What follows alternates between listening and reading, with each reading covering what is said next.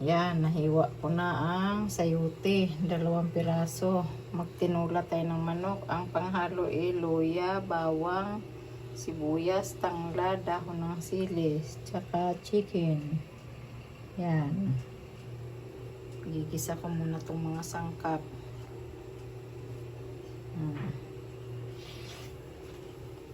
Gano muna ako sa kaldero ng 1 kutsaritang oil. So, ayan na, 1 kutsaritang oil. Ano lang sa kaldero. Kasi hindi pwedeng marami. Bawal sa akin.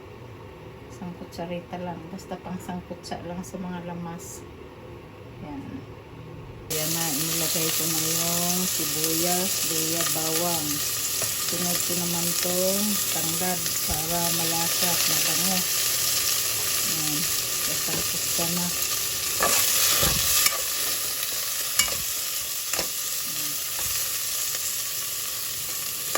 Hindi ko na hinihiyang maliit yung luya, yung lang.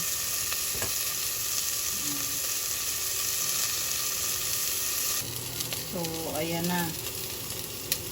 Masangkutsa ko na. Hindi, ilagay natin itong walong hiwang manok. Hanggang sa mag-brown siya. Saka ko, talaga ng sabaw. Saka ating bitsin, paminta. So, yung sili na green. Takpan ko muna.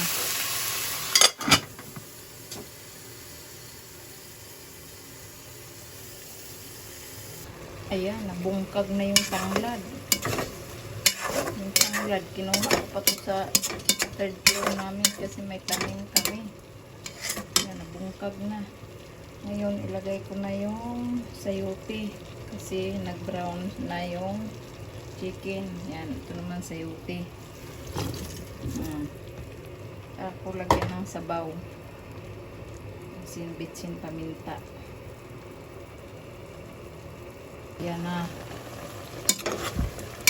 Saka ko lagyan ng tubig. 4 na baso. Paminta, bitsin, asin, yan lang. Yan.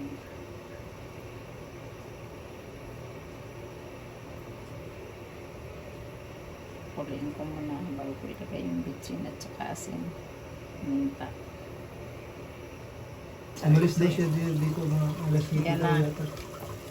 Dumating sila doon mga alas 10 sa Batangas. Binigyan kami ng bupis at saka dinuguan. Bawal naman sa amin. Kasi may mga ano pa kami.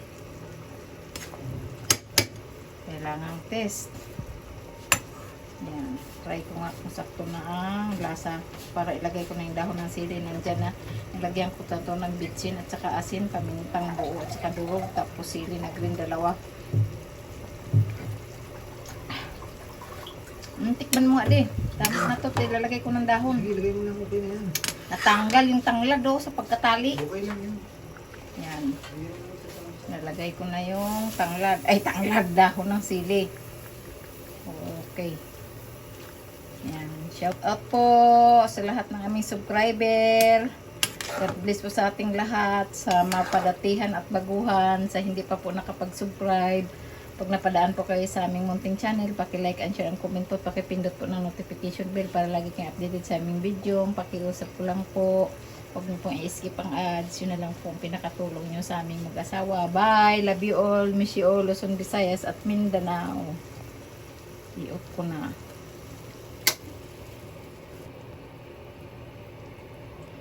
Luzon, Visayas at Mindanao at sa ibang bansa.